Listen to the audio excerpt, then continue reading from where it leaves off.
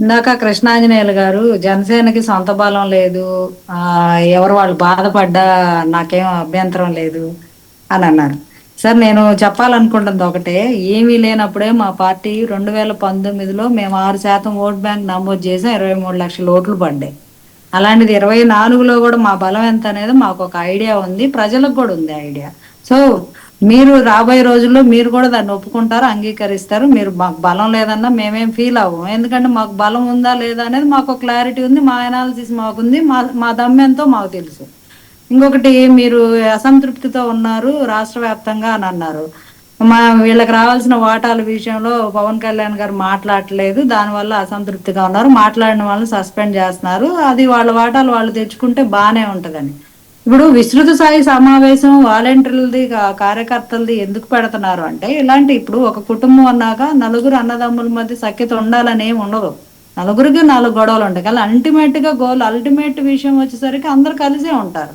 లోపల చిన్న చిన్న పొరపత్యాలు ఉన్నప్పుడు ఎలా సమన్వయం చేసుకోవాలి. కొత్తగా ఉన్న జనసేన అంటే ఎక్కువ యువత ఉంటుంది, ఎక్కువ యువత రాజకీయాలకి కొత్త కూడా, కొంతమంది ప్రజారాజ్యం నుంచి ఉన్న వాళ్ళకి ఓకే, కొత్తగా ఇప్పుడే వచ్చిన జనరేషన్ కొంచెం రాజకీయాలు కూడా కొత్త, వాళ్ళకి కొంచెం ఎక్కువ ఆవేశం అత్యుత్సాహం కూడా ఉంటది. దానివల్ల పవన్ కళ్యాణ్ గారు వాళ్ళకి ఓర్పు సహనం అనేది నేర్పుతుంటారు. మా అధ్యక్షులు గారు, ఆగండి, వెయిట్ చేయండి, నాకు తెలుసు ఏం చేయాలో, వ్యూహం నాకు వదిలేయండి, మీరు ఓపికగా ఉండండి, మీరు క్రమశిక్షణగా ఉండండి అని చెప్తుంటారు. దాన్ని ఏదో చూసేసి ఏదేదో అయిపోతుంది, అక్కడ ఏమి అయిపోదు. పవన్ కళ్యాణ్ గారు పార్టీని ఎలా నిర్మించారో, ఆయనకి ఎలా నిలబెట్టాలో కూడా తెలుసు. అదే విధంగా అట్ ద సేమ్ టైం రాష్ట్రాన్ని ఎలా అభివృద్ధిగా పదంలో తీసుకెళ్లాలో కూడా, దానికోసం ఆయన ఏమేం చేయాలో కూడా ఆయనకు వ్యూహం ఉంది. ఇప్పుడు అందరిలా కాదు, పవన్ కళ్యాణ్ గారు వేరు. ఆయన ఒక రాజకీయం మాత్రమే కాదు, ఆయనకి రాష్ట్ర భవిష్యత్తు, దేశ భవిష్యత్తు, అది ముందు ప్రయారిటీ, తర్వాతే రాజకీయం, తర్వాతే కుటుంబం, అన్నీ ఉంటాయి. సో అలాంటి వ్యక్తి ఒక పార్టీని ఇంత కష్టపడి నిర్మించుకొని ఆయన ఏదో ఎవరికో అలాగా చేస్తారు, లేకపోతే ఎవరికో అండగా ఉంటారు, అలాంటి ఆయన అండగా ఉండేది రాష్ట్ర ప్రజలకి, రాష్ట్రానికి, దేశానికి, దేశ భవిష్యత్తుకి, రాష్ట్ర భవిష్యత్తుకి, రాష్ట్ర అభివృద్ధికి. అందుకే తగ్గి ఆ కూటమి నిలబడటానికి ముందు అడిగేసింది కూడా పవన్ కళ్యాణ్ గారు. అది మీకు తెలుసు కదా. మా పార్టీని మేము ఎలాగా, మా కార్యకర్తల్ని మా నాయకుడు ఎలాగా బుజ్జగించుకుంటారు, ఎలా నేర్పించుకుంటారు. అడగండి. ఒక ప్రశ్న శివపార్వతి గారికి, ఒకటే చిన్న ప్రశ్న. మీరు రాష్ట్ర ప్రజలు, రాష్ట్ర ప్రయోజనాలు పవన్ కళ్యాణ్ ముఖ్యం అంటున్నారు కాబట్టి, ఇప్పుడు సందర్భం వచ్చింది కాబట్టి అడుగుతున్నాను. విశాఖ ఉక్కు ఫ్యాక్టరీని 44 ముక్కలను చేసి ఈ రోజున ప్రైవేటైజేషన్ చేయబోతున్నారు. దాని మీద గతంలో పవన్ కళ్యాణ్ పోరాటం చేశాడు. కనీసం ఇప్పుడు ఆ రాష్ట్ర ప్రయోజనాల కోసం ఏమైనా బీజేపీ వాళ్ళతో మాట్లాడతారా? చెప్పండి. ఎందుకు మాట్లాడలేదు? చాలా సార్లు మాట్లాడుతూనే ఉన్నాం. అసలు ఎక్కడ నీ ప్రైవేటీకరణ జరిగింది? జరగలేదు కదా. ఆపుతుంది ఎవరు? కూటమే ఆపుతుంది. పవన్ కళ్యాణ్ గారు, చంద్రబాబు నాయుడు గారు పదే మాట్లాడుతున్నారు దాని మీద. మాట్లాడలేదని మనం టీవీ డిబేట్ లో అనగానే సరిపోదు కదా. లోపల అంతర్గతంగా జరిగే చర్చలు మీరు వచ్చేం వినరు, మేము వచ్చేమేను. అంతర్గతంగానే దాన్ని పీస్ చేస్తున్నారని.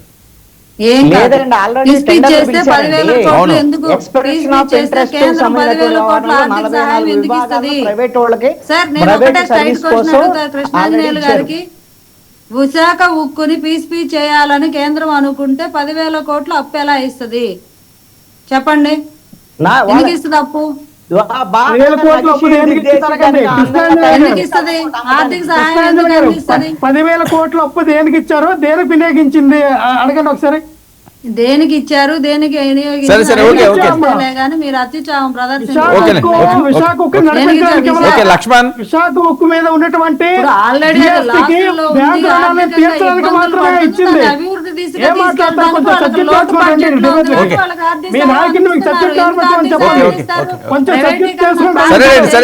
Separate subject. అది 1 నిమిషంలో 2 నిమిషాలలో అయ్యేది కాదు, కానీ అది డీప్ గా మనం చర్చిద్దాం. 1 నిమిషం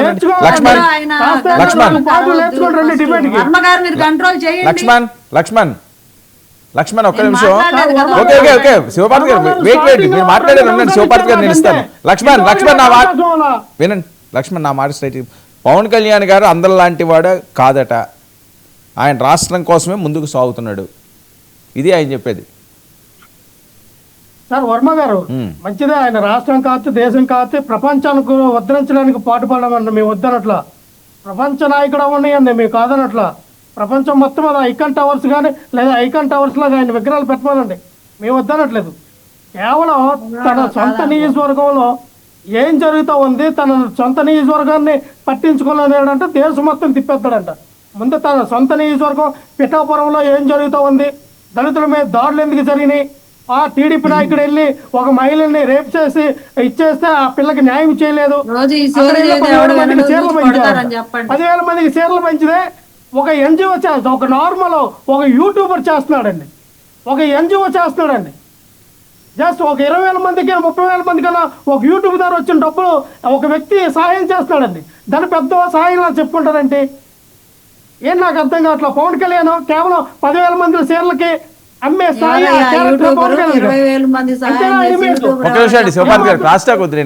వినోదండి. శివపార్తి గారు మీరు మాట్లాడినప్పుడు చాలా చాలా కూల్గా ఉన్నారు. ఒక నిమిషం, నేను అనేది ఇదే పవన్ కళ్యాణ్ గారు, నేను పబ్లిసిటీ వద్దని చెప్తాను సార్. ఎందుకు పబ్లిసిటీ వద్దంటున్నానంటే పవన్ కళ్యాణ్ గతంలో 2019లో గిరిజన ప్రాంతాలకు తిరిగారండి. అరకు, పాడేరు, ఇటువైపు శ్రీకాకుళం వైపు, ఇటు మా సైడ్ కూడా.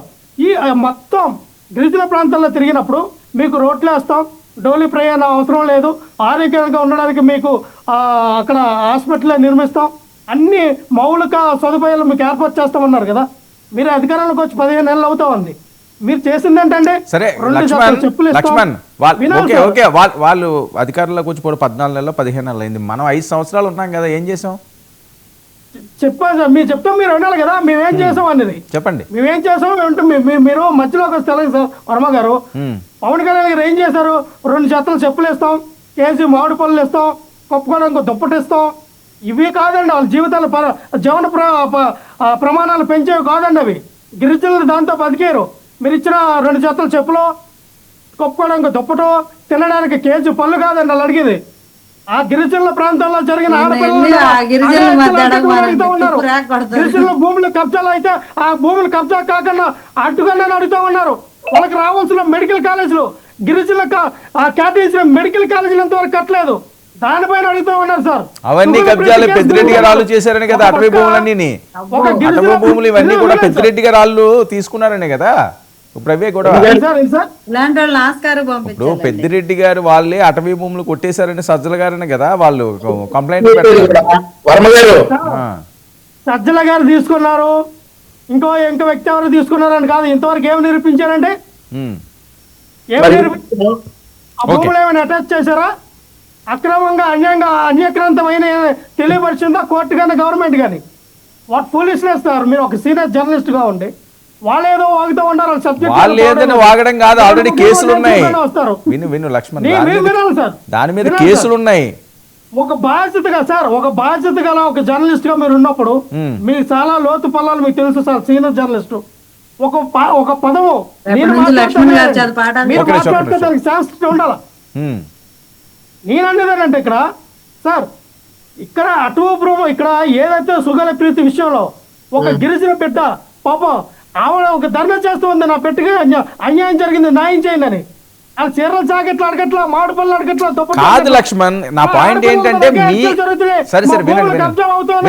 కరెంట్ లేదు, మాకు ఇవి లేవు, అవన్నీ కూడా అడుగుతూ ఉంటాం, పట్టించుకోకుండా 10,000 మందికి జాకెట్లు ఇచ్చాడు.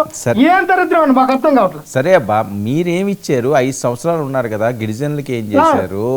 ఏమి సంరక్షించారు రాష్ట్రాన్ని? అది కదా వాళ్ళు అడిగేది. సార్ వినాలి సార్, 1,500 కోట్లు పెట్టి 2 గిరిజన మెడికల్ కాలేజీలు, ఒకటి పార్వతీపురం, ఒకటి ఇక్కడ చూడండి సార్, మేము కట్టాం సార్. మెడికల్ కాదు ఇప్పుడు ఓకే మీరు చెప్పినట్టే వినండి. మెడికల్ కాలేజీలు కడితే గిరిజనులకి కడుపు నిండా అన్నం దక్కినట్ట సార్. వినండి, అక్కడ మెడికల్ అసలు ఏం కావాలి? సాధారణమైన ఒక సగటు మనిషికి ఏం కావాలంటే విద్యా వైద్యం కావాలి. ఆ 2 మేము కల్పించాం సార్. విద్యా వైద్యం కల్పించాం. ప్రతి ఇంటికి కూడా విలేజ్ క్లినిక్లు పెట్టాం సార్. గిరిజన ప్రతి తాండలు కూడా విలేజ్ క్లినిక్లు పెట్టాం. 24 డాక్టర్ ఉండేటట్టుగా వాళ్ళకి సదుపాయం. లక్ష్మణ్ వెయిట్ వంశీ, ఏంటి వాళ్ళంతా అంత అద్భుతంగా రాష్ట్రాన్ని చేస్తే మీకు 164 సీట్లు ఇస్తే మీరు ఎందుకు చేయలేకపోతున్నారు సార్? ఒక నిమిషం లక్ష్మణ్. వంశీ, వాళ్ళు అంత అద్భుతంగా చేస్తే మీరు ఎందుకు దాన్ని కంటిన్యూ చేయలేకపోతున్నారు? అదే సార్, ముందుగా లక్ష్మణ్ రావు గారు గిరిజనుల అత్యాచారాలు ఏదేదో చెప్పాడు. గిరిజనుల స్థలాలు కబ్జా చేశారు, గిరిజనులు అయి చేశారు. గత 5 సంవత్సరాల్లో జరిగినవన్నీ సోదరుడు లక్ష్మణరావు గారు చెప్పారు.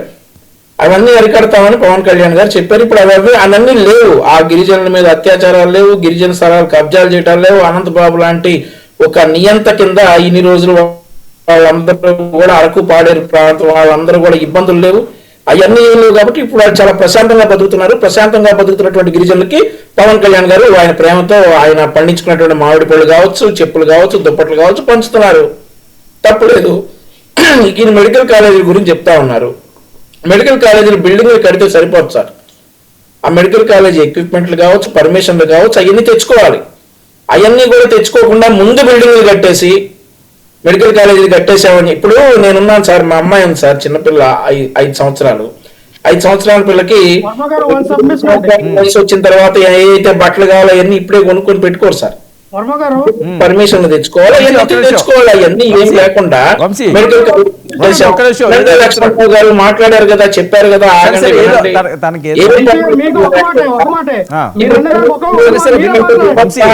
ఏమీ లేకుండా మీరు అన్నారు కదా పర్మిషన్ లేకుండా మెడికల్ కాలేజీలు కట్టారండి. అన్ని పర్మిషన్లతో అన్ని రకాలుగా మెడికల్ కాలేజీ పులివెందులలో కడితే 50 సీట్లు మెడికల్ కాలేజీలు కేంద్ర ప్రభుత్వం మెడికల్ కాలేజ్ సీట్లు ఇస్తే ఎందుకంటే మాకు వద్దని చెప్పి ఎందుకు లాక్రాజుడు పవన్ చంద్రబాబు నాయుడు కేంద్ర ప్రభుత్వానికి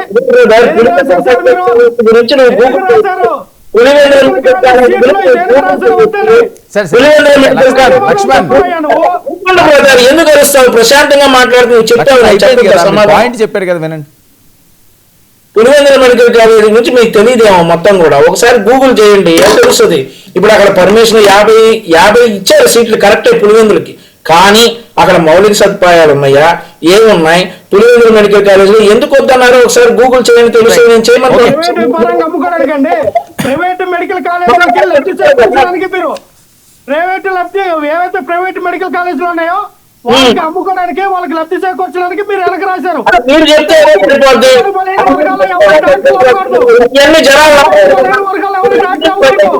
లక్ష్మణరావు గారు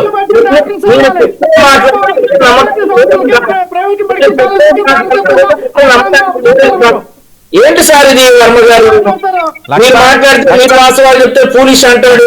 ఏంటిది? What is this? వినమనండి సార్. ఇప్పుడు కృష్ణారావు గారు కూడా ఇందాక మాట అన్నారు సార్, కృష్ణాంజనేయులు గారు.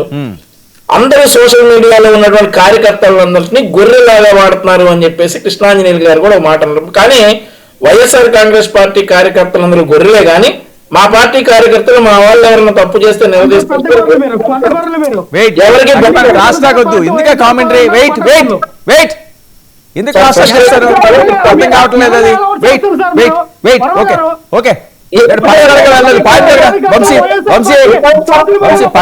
పర్సనల్ గా వద్దు, పర్సనల్ గా ఎవరో వెళ్ళకండి.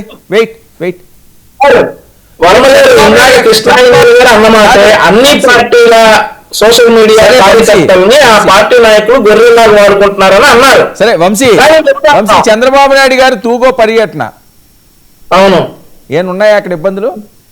ఏమున్నాయి సార్? ఇబ్బందులు ఏముంటాయి? ఆయన గతంలో ఈ ముఖ్యమంత్రి గారు వెళ్ళలేదు. గత ముఖ్యమంత్రి గారు ఏ పర్యటనకి వెళ్ళాలా, అన్ని ఆఫీసులు చేసుకుని జిల్లా ఈ 15 రోజులకు పర్యటన పెట్టుకుంటున్నారు, వెళ్తున్నారు. అక్కడ క్షేత్రస్థాయిలో పనులని స్వర్ణాంధ్రప్రదేశ్, స్వచ్ఛాంధ్రప్రదేశ్ గురించి వెళ్ళారు. అక్కడ ఉన్నటువంటి ఇబ్బందులు ఏమైనా ఉంటే సార్ట్ అవుట్ చేసుకుంటారు సార్, మాట్లాడుతున్నారు కదా. ఇబ్బందులు లేకుండా ఎక్కడా ఉండదు. చిన్న చిన్న ఇబ్బందులు ఉంటాయి, అవన్నీ సార్ట్ అవుట్ చేసుకుంటారు. ముఖ్యమంత్రి స్థాయి వ్యక్తి వెళ్ళి అక్కడ ఉన్నటువంటి ఇబ్బందులన్నీ క్షేత్రస్థాయిలో పరిశీలించి తీర్చగలిగినైతే అక్కడే తీర్చేస్తారు, లేదంటే కొంచెం టైం తీసుకొని తీరుస్తారు.